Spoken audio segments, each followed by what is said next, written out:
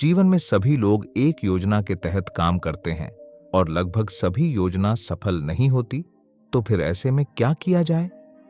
क्या खुद को हमेशा दुखी होने दे? तो इसका जवाब है बिल्कुल नहीं। वक्त के साथ आपको फ्लेक्सिबल बनना है, ना कि अपनी सोची गई योजना पर टिके रहना है।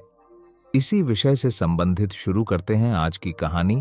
वक्त के साथ खुद को ढालना सीखो। करण एक बेहद समझदार और होशियार लड़का था, जिसने बाकी लोगों की तरह अपने जीवन के लिए कई योजनाएं बनाई थीं। उसका सपना था कि वह एक सफल इंजीनियर बने, और इसी सपने को पूरा करने के लिए उसने एक प्रतिष्ठित इंजीनियरिंग कॉलेज में दाखिला लिया। पूरी लगन के साथ वह अपनी पढ़ाई में जुट गया, लेकिन जल्द ही उसे महसूस हुआ कि इंजीनियरिंग उसके लिए उतनी आसान नहीं थी जितनी उसने सोचा था।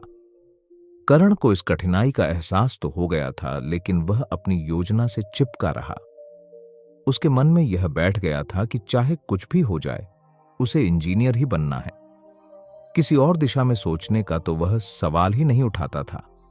जैसे तैसे उसने इंजीनियरिंग की पढ़ाई पूरी कर ली, लेकिन इसके बाद भी वह इस काबिल नहीं हो पाया कि एक अच्छी नौकरी पा सके।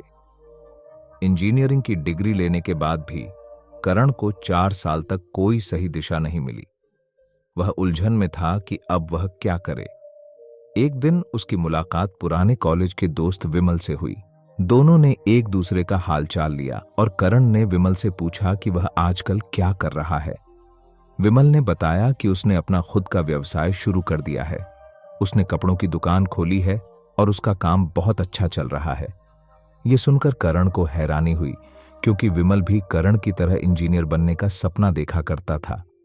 करण ने आश्चर्य से पूछा, लेकिन तू तो कह रहा था कि तुझे इंजीनियर ही बनना है, फिर तूने अपनी योजना कैसे बदल ली? विमल ने मुस्कुराते हुए जवाब दिया, हाँ, कभी मुझे भी ऐसा ही लगता था, लेकिन धीरे धीरे मुझे समझ आया कि जिंदगी की परिस्थितियां बदलती रहती हैं और हमें भी उनके अनुसार बदलना चाहिए। अगर मैं इंजीनियरिंग में ही फंसा रहता तो शायद आज इतनी अच्छी स्थिति में नहीं होता।